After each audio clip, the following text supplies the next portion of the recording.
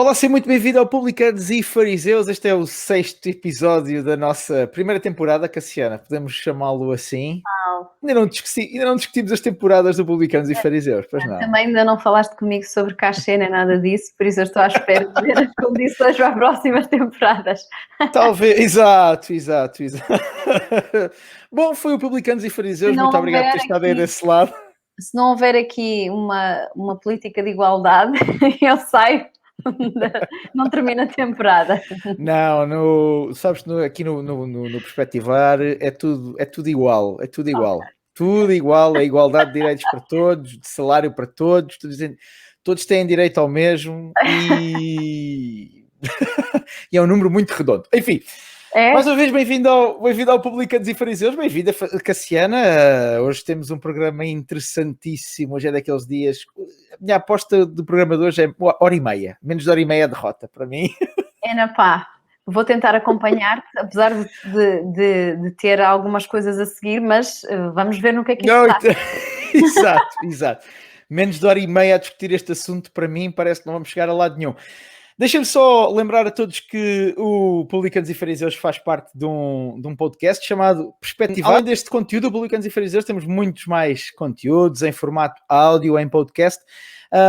Tu podes ouvir em qualquer lado, em todos os agregadores de podcast. São aqui 3 dos principais, o Spotify, Google Podcasts e Apple Podcasts. Isto se nos estás a ver nas redes sociais e ainda não segues o nosso podcast, porque lá temos os 3 conteúdos, é o único lugar onde temos os 3 conteúdos, o Publicanos e Fariseus, o Conversas Sem Guião e também o Primeira Pessoa, e é a melhor maneira de estares a par de todo o nosso conteúdo. E dizer-te já agora, para nos seguires nas redes sociais, nós estamos no Facebook, no Instagram e no Twitter, com os handles que podes ver aí. Temos lá sempre muito material, todos os episódios nós colocamos lá alguns shirts ou algumas ideias, e já agora vou fazer aqui como é que é de dizer, não é um teaser, porque um teaser é prévio, isto já não é prévio, mas a semana passada nós lançámos uma conversa com o arquiteto Jonas Lourenço sobre a casa e o equilíbrio da casa, do workspace, que eu aconselho a todos, está maravilhosa e está cheia de dicas extraordinárias, e é o Conversas Sem Guião, episódio 2, com o arquiteto Jonas Lourenço. Posto isto, doutora Cassiana, hoje temos um programa gigante, hoje temos muito para tratar, quase não vamos falar de atualidade desta vez, porque hoje vamos para aqueles grandes assuntos da história da humanidade, aqueles assuntos grandes, aqueles assuntos que geraram guerras, geraram conflitos, interiores e até bélicos, e hoje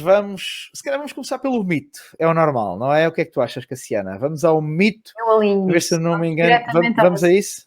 Mito de hoje, doutora Cassiana: a nossa vida tem sentido?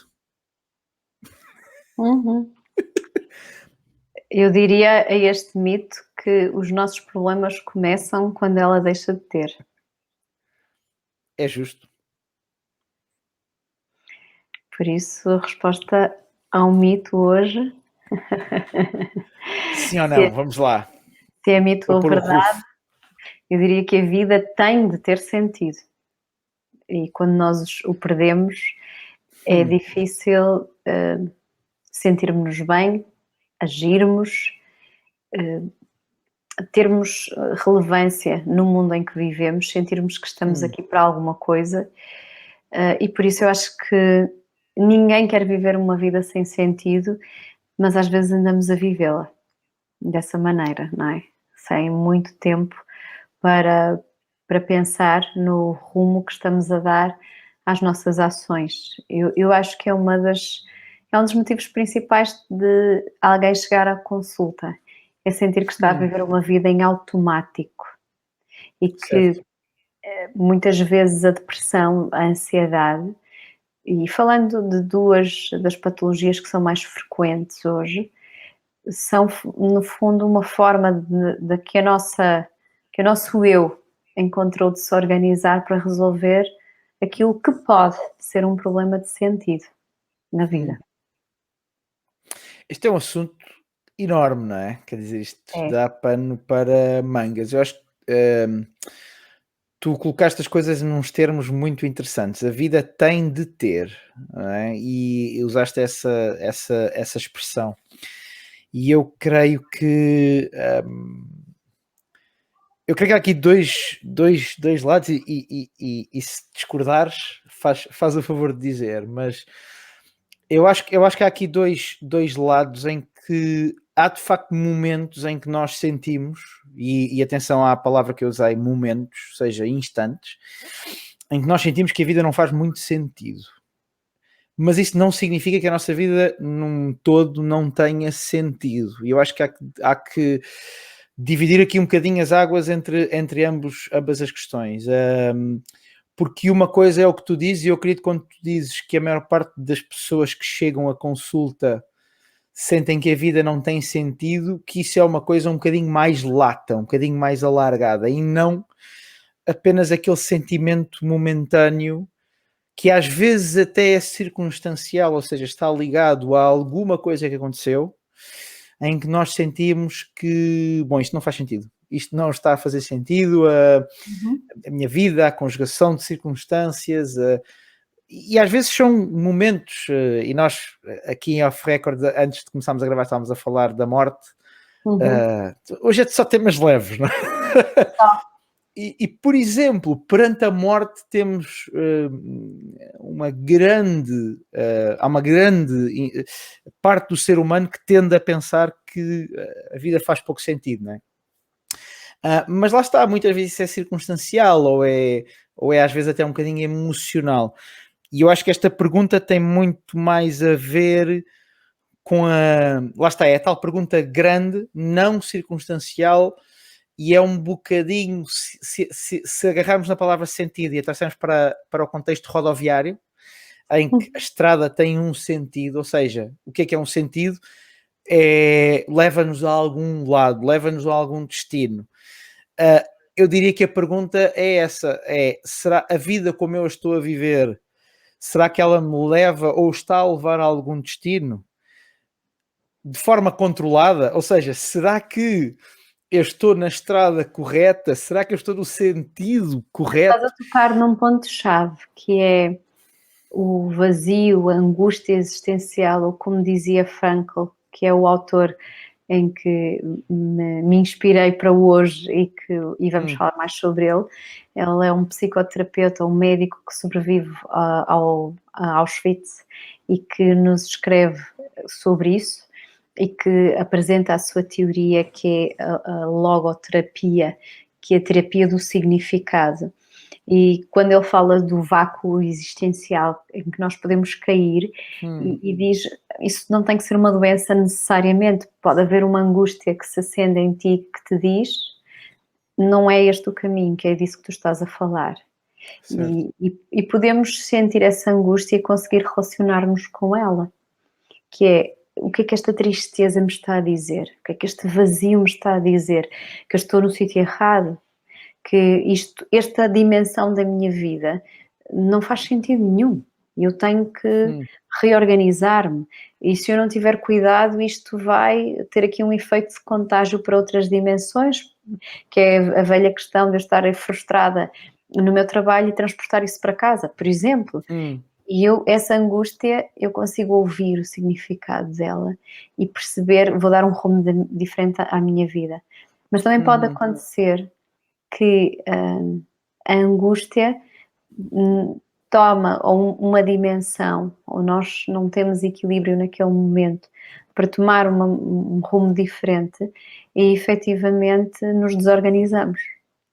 Começamos a perder sentido.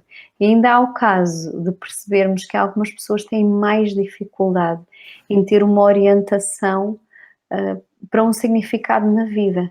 E podemos ir buscar quer questões mais inatas que nós recebemos muitas vezes, não gosto muito de falar de genética porque eu não sou especialista em genética, mas nós temos uma herança e temos que reconhecer e respeitar, e ao mesmo tempo as nossas experiências de vida que às vezes nos predispõem para um maior negativismo, uma maior complexidade interior uma menor, aliás, e que às vezes somos mais, como os psicólogos, os psiquiatras trazem assim, mais neuróticos, mais fechados sobre nós, mais rígidos, mais preocupados com o nosso ego e que às vezes temos mais dificuldade em abrirmos para o mundo e dar significado. Portanto, estou a pôr aqui vários cenários, exatamente para nos dizer que o significado, o sentido da vida pode nos escapar, quer momentaneamente, quer numa escalada em que precisamos realmente de apoio, de ajuda, ou muitas vezes porque ao longo da vida nos organizamos assim, de uma forma mais neurótica, mais rígida, mais fechada. E efetivamente, estas três formas de perda de sentido da vida nos dizem sempre a mesma coisa. Há aqui uma tensão que requer uma ação. E é tão engraçado que esta manhã, quando estava a reler aqui alguns escritos de Frankl, ele dizia: nenhum terapeuta pode procurar apenas o equilíbrio das pessoas, a homeostase, mas tem que procurar também desafio e tensão, para que a pessoa possa sair do sítio onde está. Portanto, esta busca de sentido na vida é algo que nos acompanha sempre na nossa jornada, porque a dada altura as regras mudam, as condições mudam, a situação de vida muda, o desemprego, uma crise, uma pandemia, um problema conjugal, a doença de um filho, o não encontrar um companheiro na vida, um filho que nunca mais aparece, não é? Desejado. E de repente alguma coisa que estava muito clara, que fazia parte do teu sentido de vida, não está. E agora? Como é que se dá um significado novo para a existência?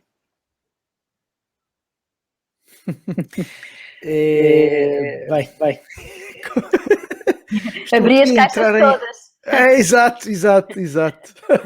Parece os meus filhos quando brincam. Já entramos um bocadinho na ordem do dia, porque nós vamos ligar o mito, e este é o tema do que nós vamos falar hoje. Falamos um bocadinho sobre o sentido da vida. Isto é um bocado clichê, mas a verdade é que precisamos falar sobre isto de vez em quando. Ou seja, precisamos de falar sobre o que é que nos norteia, e a Cassiana acabou de abrir aqui. Pareceram-me centenas de caixas, provavelmente foram só 5, mas pareceram-me centenas.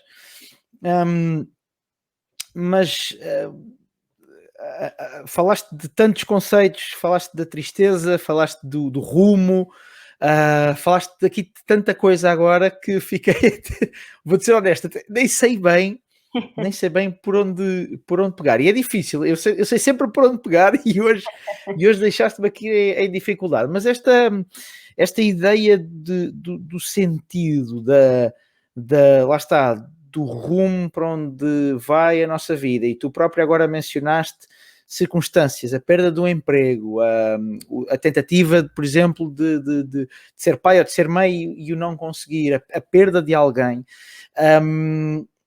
tudo isso são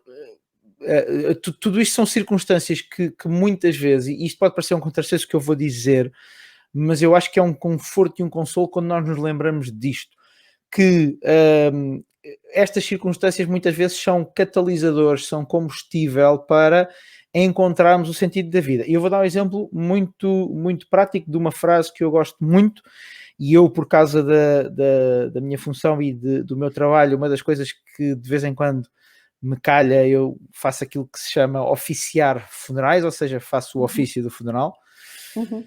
E uma das palavras que sempre me causou uma das frases que sempre me causou muita dúvida na Bíblia é uma expressão, salvo erro, está em Eclesiastes, e que diz que melhor é o dia do funeral do que o dia da festa, do que o dia do casamento. Há mais sabedoria na casa. Exatamente. Não é? Exatamente, dependendo das traduções. E eu demorei algum tempo, mas depois de pensar bastante sobre isso, e eu acho que quando comecei a adaptar isso à minha própria vida e a ver também na vida dos outros, por exemplo, o que é que acontece quando nós perdemos alguém, que é talvez o maior estágio de crise, corrija-me se eu estiver enganado, mas a morte é talvez o maior estágio de crise do ser humano, o ter de lidar com a morte, que é, normalmente é uma altura onde nós vamos colocar em causa coisas que habitualmente se calhar não colocaríamos, mas também vamos procurar um sentido.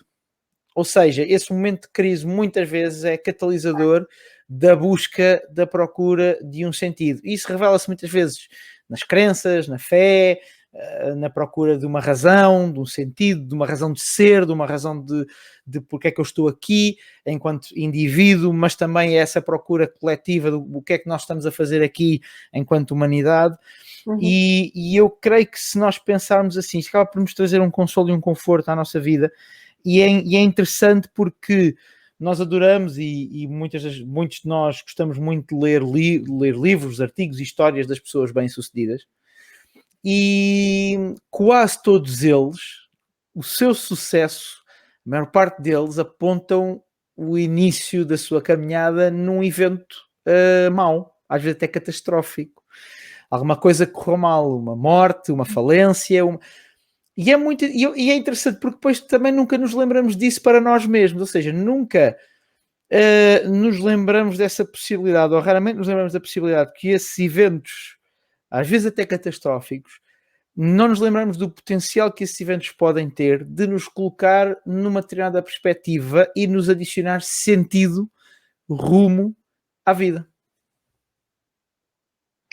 Há um autor muito conhecido e que eu, quando ouvi há uns anos, o reverendo Timothy Keller, em Nova Iorque, ele estava a dizer alguma coisa como tu não decides mudar alguma coisa na vida, não tens uma epifania, quando vais confortavelmente a pensar na tua vida e dizes, aqui está uma coisa que eu tenho que mudar em mim, precisa mesmo de ser diferente. Não. Tu normalmente encontras isso perante a tensão, o conflito, o sofrimento. E para mim tem sido uma caminhada estar a ler Frankl, porque, deixa-me aqui fazer uma confissão. Quando eu estava na faculdade, eu só queria ouvir coisas e ler coisas com base na evidência científica mais atual. E os autores clássicos e as leituras fundamentais eram coisas das quais eu fugia a 7 pés. Ai meu Deus, que seca! É o que as crianças como eu faziam. E hoje estou a tentar recuperar o tempo perdido e a ler todos esses escritos fundamentais. E para mim, pensar no que terá sido viver num campo de concentração e dar significado à existência. Como? Nós precisamos sempre de um porquê. Então, os livros dele têm muitos momentos diferentes e muitos porquês diferentes. Para uma pessoa pode ser entender a amplitude do seu papel. Por exemplo, o que é que os meus filhos esperam de mim como mãe? Nos momentos mais desgastantes, e para aqueles que são pais, talvez possam rever-se nisto, que é depois de um dia de trabalho e tu anseias a tirar-te para o sofá ou estar na varanda um bocadinho a relaxar e tens as pequenas criaturas ou jovens criaturas à tua espera de alguma coisa de ti. E se tu conseguires entender a extensão do teu papel e o significado da expectativa no outro, e repara que eu lido com uma realidade muito dura, pessoalmente, e acho que posso, aqui no Publicanos e Fariseus, não é? Como isto é um contínuo, ora médico, ora louco, passar para o outro lado, que é ouvir pessoas com muita idade falarem-me ainda hoje do impacto da relação com os seus pais. E isso põe-me em sentido, que é, espera aí, eu não posso dizer aquilo. O que eu faço tem mesmo muito impacto. Ou tu estenderes a compreensão do que tu significas para os outros e entenderes a extensão do teu trabalho aqui na Terra, faz muita diferença para a importância de tu estares aqui a viver e existir. E isto é uma das coisas que o autor fala no livro. Depois outra coisa que ele traz e que eu também queria falar é que ele conclui assim o capítulo explicativo da sua experiência como prisioneiro, que é, depois de chegares a casa, a vida não volta logo ao normal, depois de ter estado numa existência quase sem sentido, reduzida a uma condição de... E algumas pessoas podem sentir-se assim, agora, que podem estar a ver-nos ou ouvir-nos, que é, eu estou numa espécie de prisão. E é engraçado que eu estava a lê-lo e ele dizia, no futuro, com os automatismos, as pessoas vão ter tanto tempo livre que vão ficar doentes porque não vão saber o que vão fazer ao tempo livre. E eu pensei, esta previsão não se cumpriu. Não se cumpriu. Ainda hoje estava a ler no Público que, em média, os portugueses estão em 10 horas por dia agarrados à internet, seja no trabalho, seja em redes sociais, televisão. ou seja, já estamos mais horas na internet do que a dormir, é esta a notícia. Não há tempo vazio, isso era outro programa. Mas ele conclui assim: a experiência suprema entre todas para o homem que regressa à casa é o sentimento maravilhoso de que depois de tudo quanto sofreu não há mais nada a temer, exceto o seu Deus. Muito engraçado. E agora, mesmo para os agnósticos, céticos, toda a gente tem um Deus. Pode não ser uma fé, mas todos temos um Deus. Sempre há alguma coisa a que nós somos devotos nesta vida. E esta ideia também me maravilhou relativamente ao sentido da vida, que muitas vezes ele também está relacionado com medo. Medo, como tu falaste, da experiência da morte, medo de perder aqueles que nos são queridos, medo de não realizar nada significativo, medo da vida nos escapar. Eu até brinquei com o Ricardo, o meu marido é dentista, e há uma frase que a dada altura aparece aqui no livro, que eu nem sabia, de Bismarck, que diz que a vida é como ir ao dentista, está cheio de medo e de repente já aconteceu. Estás na expectativa e de repente já aconteceu alguma coisa assim. Por isso a existência também muito relacionada, o sentido também relacionado com o medo. Não é? Certo. De tudo. Sim, e o medo é um... Bem, o medo é uma constante da vida, não é? É mais o medo do que o sonho. O poeta dizia que era o sonho, mas o medo é uma constante da vida, e eu acho que às vezes temos uma ideia um bocadinho errada sobre medo, e tu lidas com muito mais isso do que eu, por causa do teu trabalho, mas a verdade é que grande parte das nossas decisões são moldadas pelo medo, grande parte da nossa vivência e da nossa experiência é moldada pelo medo, e assim, normalizando um bocadinho o medo, ainda bem que ele existe. Às vezes temos uma ideia um bocadinho errada do medo. Ainda bem que ele existe. Quando eu deixo de fazer alguma coisa que tem um potencial extremamente nocivo sobre a minha vida, porque tenho medo, isso é uma boa notícia. Isso é uma excelente notícia. O grande problema é quando nós permitimos que o medo tenha, se calhar, diria eu, a palavra principal, ou o ruído, ou faça o ruído principal na nossa mente, e nós abdicamos de uma série de coisas, inclusivamente às vezes deixamos de ver sentido na vida, porque temos tanto receio, temos tanto medo daquilo que ela nos pode trazer de uma forma não controlada, e não sei se já tiveste alguns casos desses, mas de pessoas que praticamente deixam a expressão se calhar é mesmo essa, deixam de viver quase, porque estão completamente toldadas pelo medo. E eu sei que este é o assunto do Para e o Mundo, não vou por lá, mas nós vivemos uma época, por exemplo, em que o medo está tão presente, e não falo só do medo individual, falo do medo coletivo, ou seja, do medo que a sociedade desenvolveu, está tão presente que eu vejo, por exemplo, em nome do medo, recusar-se uma coisa que há 2 anos era impensável, que era a evidência científica. Porque há uma narrativa e há um excesso de medo na opinião pública, na comunicação social, e obviamente ao consumir isso nas pessoas, que faz com que, eu vou dar um exemplo muito prático, comprovadamente há evidência científica de que na rua, há pouco tempo nas minhas redes sociais postei isso, acho que falámos disso há 1 ou 2 publicanos férias atrás, de que na rua a probabilidade de transmissão do vírus do SARS-CoV-2 é quase inexistente. E, no entanto, há muita gente que defende que nós devemos usar, por exemplo, máscara para sempre, incluindo na rua. Ou seja, nós estamos a negar uma evidência científica. Nós estamos aí como é que é de dizer? Estamos a fingir quase que ela não existe. Estamos a fazer uma cedência a um medo coletivo. Não sei se me faço entender.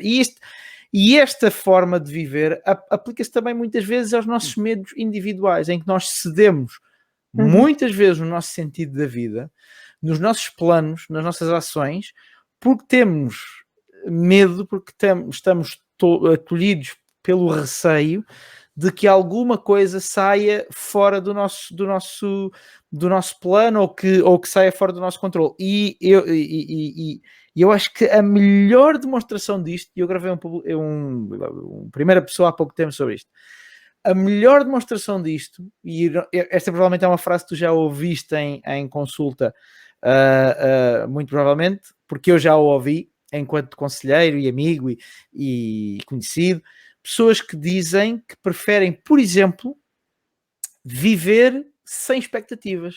Porquê? Porque têm medo de essas expectativas saírem goradas. Ou seja, no fim do dia, o que está a guiar a ação dessas pessoas é o medo. Eu tenho medo de criar uma expectativa e essa expectativa sair furada, porque já fui. Normalmente isso tem um quê de experiência atrás, porque já fui traído, porque já me aconteceu isto, porque já me aconteceu aquilo. Então eu prefiro não criar uma expectativa e quase que ser, como é que é de dizer, ser surpreendido. O grande problema é que a vida é muitas vezes uma profecia que se cumpre a si mesmo. E aquilo que nós acreditarmos e aquilo que nós provocarmos é em grande parte aquilo que nos vai acontecer. E portanto, se vivemos sem uma expectativa, é muito provável que vivamos sem um sentido, porque em grande parte a expectativa vai na direção do sentido que nós atribuímos à vida. Digo eu. Vamos ver se eu consigo responder-te em 3 pontos. Eu pensei que isto já era 1h30. E estamos aqui no Parem o Mundo, não é? Sim, já deixa-me. Vou mudar. Vamos ao Parem o Mundo, então. Vamos lá. Estava a ler uma afirmação do. Não sei se podemos ir por aqui, do governador republicano Jim Justice. Se não estás vacinado, és parte do problema. Eu acho que temos um discurso tão político hoje e tão cuidadoso e nos esquecemos que isto para uma pessoa que está em fila de espera, ainda não tem data para a sua vacina, pode ser uma afronta. Por exemplo, para mim seria agora que estou a aguardar poder resolver este problema. E, portanto, li esta frase e fiquei a pensar exatamente na dificuldade que nós temos em viver num mundo global, o quanto nós queremos a globalização, mas o quão desafiante isso é. E historicamente, cada vez que eu leio aquilo que aconteceu no século XX e olho para a Segunda Guerra Mundial, eu vejo como um evento, e claramente os historiadores, pessoas que fazem também investigação, e nós quando paramos para pensar nisto, a partir da Segunda Guerra Mundial é que tu tens um grande desejo. Não é que não houvesse esforços antes, mas vamos trazer paz para todos, vamos trazer condições para todos, mas isto não é verdade. E nós temos isto nas nossas geografias, na Europa, no mundo ocidental, temos isto no Japão, mas temos muitas geografias em que não há o para todos. E, portanto, este tipo de afirmações a mim incomodam-me profundamente. Claro que elas estão a ser lançadas num registro, mas nós vivemos numa era de muita imitação. E a propósito disso, deixa-me dizer-te, citando aqui o meu autor do momento, que se por um lado nós queremos tanto globalizar e parametrizar padrões, comportamentos, ao mesmo tempo também queremos desagregar, desmontar alguns valores que trazemos. E este livro, que foi revisto depois na década de 60 pelo autor ainda, diz que as tradições que sustentavam o nosso comportamento estão a diminuir com rapidez. Nenhum instinto nos diz o que temos de fazer e nenhuma tradição nos diz o que deveria fazer. E, portanto, nem sequer sabemos o que é que queremos fazer. E, em vez disso, ou desejamos fazer o que os outros fazem, o que se chama conformismo, ou fazemos o que os outros querem que nós façamos, que se chama totalitarismo. E nenhuma destas formas, o conformismo ou o totalitarismo, tem muito a ver com o sentido da vida. E a provocação que eu acho que quero trazer hoje é que o sentido da vida parece uma coisa, como nós falamos, ampla, grande, abstrata, espiritual, e é tudo isso. Mas também é muito o que é que está à nossa frente. Tantas vezes a cura A cura num processo de consulta começa por aquilo que é mais fácil e está à nossa frente de fazer. Normalmente, e já falamos disto outras vezes, organizar a nossa biologia. Começar a responder à ordem da nossa casa, à ordem do nosso trabalho, começar a organizar aquilo que está diante de nós. E voltando a citar Frankl, ele diz alguma coisa como: não é o que é que tu perguntas à vida que é o sentido, mas é o que a vida te está a perguntar a ti. Certo, certo. Que é, não querendo agora trazer isto para níveis muito básicos, mas se te deram limões, o que é que tu fazes? Exato. Faz uma caipirinha. Ai, desculpa, uma limonada. A grande colisão, não é? Entre o que está diante de ti e aquilo que tu respondes. E com isto eu quero dizer que estamos subjugados. Ora, às vezes estamos. E isto implica também conseguirmos olhar para as condições da nossa vida, para o ciclo de vida, onde é que nós estamos e aquilo que é esperado de nós. Por exemplo, do meu papel nesta fase, o que é esperado de mim agora? E às vezes questionamos papéis, não porque os papéis são os errados, mas porque não os estamos a viver da maneira certa. Porque, Certo. agarrando aqui em valores e crenças, que era uma coisa que tinhas trazido há bocado, se calhar eu tenho que fazer o meu trabalho e aprendi que para fazer um trabalho bem feito eu tenho que ser perfeccionista, e então é deste registro que eu faço e estou a quebrar.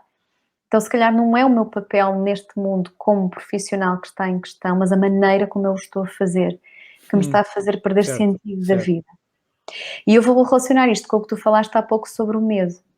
As emoções são tão importantes na nossa vida e tão relegadas para segundo plano, ou então postas assim no centro de tudo, e de repente perdemos a razão e vamos num TGV emocional e desmontamos a nossa vida toda. Porquê? Porque não ouvimos as nossas emoções. Quando o medo está a falar connosco e a dizer: olha, Cassina, tem cuidado que aqui há alguns perigos, o que é importante é perceber quais são esses perigos e não necessariamente abster-me de ir pelo caminho, mas estar atento àqueles perigos que ali estão. Também não é esperado que eu diga: medo, sai daqui, eu vou em frente com tudo, não interessa o medo, posso partir-me toda, que depois a seguir monto-me outra vez.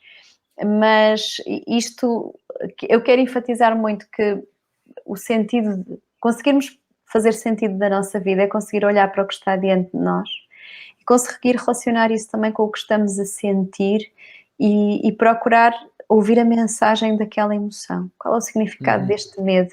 Qual é o significado desta tristeza? Que não há mais rumo na minha vida? Não. Quer dizer que se calhar a maneira como eu estou a viver agora é que pode ser questionada, revista. Não que a minha vida tem que ter um fim. Não que eu tenho que sair deste emprego, não que é este casamento, não que... Às vezes questionamos tantas coisas, quando às vezes esse mal-estar está mesmo em nós. Somos nós que Exatamente. precisamos de revisitar algumas coisas em nós, e questioná-las. É para lhes dar um sentido, em vez de estarmos sempre a fazer perguntas à vida. E às vezes, eu acho que estavas a dizer e bem, às vezes saímos das situações antes de nos arranjarmos, vou usar aqui linguagem um bocadinho corriqueira, e depois colocamos-nos em novas circunstâncias e acabamos por cometer os mesmos, acaba por acontecer o mesmo, porque muitas vezes quem leva as questões somos nós e não nos apercebemos disso. Isso é possível perceber num casamento, num trabalho, em que às vezes estamos muito mais preocupados em sair do que em perceber o que é que não está bem, do que perceber o que é que se calhar perdeu o sentido. Porque é que o relacionamento perdeu sentido? Porque é que o meu trabalho perdeu, a minha vida laboral, a minha vida profissional perdeu sentido? E é o que tu dizes, se calhar não é sempre, e é claro que muitas vezes o problema também está do outro lado. Não estou aqui a enverdar por uma campanha de que somos sempre nós o problema. Não, mas às vezes somos. E muitas vezes tomamos decisões precipitadas, precipitamos a sair ou a entrar nas coisas, porque não nos permitimos perceber, olha, o que é que se calhar eu estou a trazer de errado para o meu casamento, para o meu trabalho, para os meus relacionamentos, para os meus círculos, e saímos deles antes de retirarmos, se calhar, lições que nos seriam preciosas para evitar que no relacionamento seguinte, no trabalho seguinte, na situação seguinte, tínhamos os mesmos problemas. E eu acho que essa é uma questão fundamental, e as pessoas que assistem ao podcast e ao videocast, muitas delas saberão aquele que foi o meu trajeto no último ano e meio, e eu sempre, a determinada altura, quis ter o discernimento para perceber o que é que me tinha acontecido a mim e o que é que eu tinha que mudar e o que é que eu precisava de fazer para... Ou seja, não é o que é que os outros à minha volta precisavam de fazer ou precisavam de ter feito melhor, não, mas o que é que eu, Ruben, onde é que eu tinha feito algumas coisas que eu não queria que voltasse a fazer e que eu não queria que voltassem a acontecer. Aquilo que se calhar às vezes designamos como as linhas vermelhas, não é? E eu acho que é tão... E retirei e continuo a retirar as minhas ilações fruto daquilo que tenho pensado e daquilo que tenho meditado, a perceber exatamente, ok, o que é que eu não quero que volte a acontecer e quais são os padrões onde eu não quero voltar a cair, porque caí neles se calhar com muita facilidade. E eu acho que essa é uma das maravilhas da nossa vivência, é esta capacidade incrível de nós podermos aprender com a nossa experiência, nós podemos retirar da nossa experiência que muitas vezes nos vai ser muito útil para o nosso futuro, lá está, e tu já disseste isso outra vez, o sentido da vida está muito ligado com aquilo que está à nossa frente, e portanto, se olhando para aquilo que nós já fizemos, se calhar olhando até para erros, para coisas que nós não nos orgulhamos tanto, não vamos encontrar, se calhar em muitos casos, vamos precisar de fazer as pazes com isso, certo? Sim. Mas não vamos encontrar uma boa parte do sentido, da nossa vida, do nosso futuro, e eu acho isto absolutamente extraordinário, e eu acho que esta é uma coisa que não pode ser dita vezes demais, e devia ser dita mais vezes.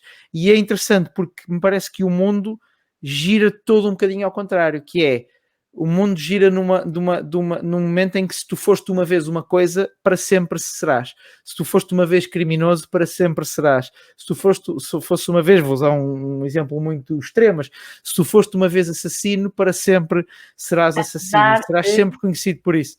Apesar de falarmos de aceitação e de não rotulagem, exatamente, a verdade é que nós estamos cada vez mais espartilhados em totalitarismo, em adesão a grupos, os que são a favor disto, os que são contra aquilo, e eu acho que há muito sentido da vida teórico, e o sentido da vida tem de ser prático.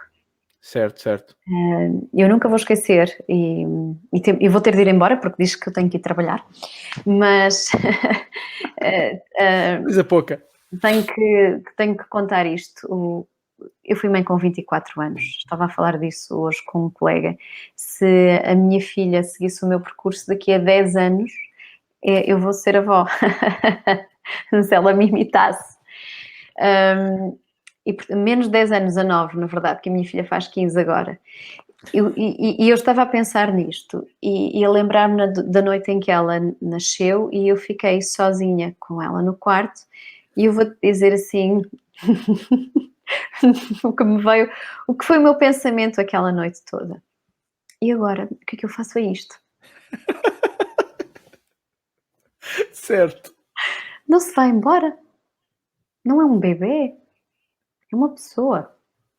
E eu só descobri isso, como é da minha natureza. Depois. Eu descubro sempre depois. É andar e a descobrir. Andar e a descobrir. E de repente, sim, vamos ser pais, vamos ter um bebê, yupi, que alegria. E de repente, é uma pessoa. Isto aqui vai ser uma coisa séria, não se vai embora amanhã. Vai ficar aqui para sempre. E agora? Toda a minha vida vai estar ligada à dela. E aquilo foi aterrorizador. E para alguém como eu, talvez outras pessoas estivessem muito preparadas, abertas, disponíveis, eu achava que estava. Mas quando me caiu o peso do que é ser mãe, não é? Ainda nem tinha descoberto nada. Se eu soubesse o que eu sei hoje, certo. Não tinha tido mais 4. Estou a brincar. Às Ainda vezes, bem que eles não vão ouvir isto. não, às vezes ainda tenho que me convencer que 5 já está bom. Às vezes ainda penso, não, Cassiana, não, está bom assim, chega. Mas, Senhores, meu Deus.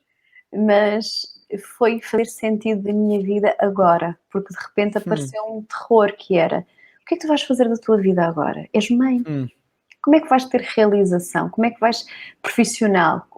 Acabou tudo aqui, como é que eu faço sentido da minha vida agora? E vai sempre acontecer alguma coisa que nos pode fazer questionar o rumo que seguíamos, porque no fundo o sentido da vida é eminentemente prático. É o nosso porquê, é o nosso rumo, é onde é que estamos a ir. E é importante ter esta revisão constante da nossa vida, do sentido que estamos a dar à nossa existência, porque quando não o fazemos, a nossa mente encontra formas, às vezes menos saudáveis, de se organizar certo. para nós conseguirmos estar. E acho que era tudo por hoje. Eu acho que sim, até porque hoje não sei, se calhar batemos o recorde do Publicanos e Fariseus, mas pronto, acho que parece-me um bom programa, vamos dedicar Espero que mais sim. 12 Vamos ver, ao sentido da vida, vamos ter mais 12 programas. vamos ver o que é que E só, a nossa audiência diz. exato, e só dizer a toda a gente que nos segue que a promessa do último programa mantém-se de pé, nós vamos gravar sobre género e todas essas coisas muito em breve. Fiquem atentos, volto a incentivar-te a seguires o podcast Perspectivar, não só no podcast, mas também nas nossas redes sociais. Tens aí os handles para utilizar se quiseres. E hoje foi um programa muito aberto, hoje foi um programa cheio de coisas diferentes. Exato, era. Olha, se esta conversa foi útil para ti, eu quero te incentivar a tu partilhares com alguém, a mandares para alguém, seja na versão podcast, seja na versão vídeo, e o quê? E agradecer por ter estado aí desse lado nesta conversa. E se queres contribuir, basta falares connosco, meteres conversa nas redes sociais, quer nas nossas redes privadas, quer também no podcast Perspectivar. Nós estamos cá mesmo para te ajudar.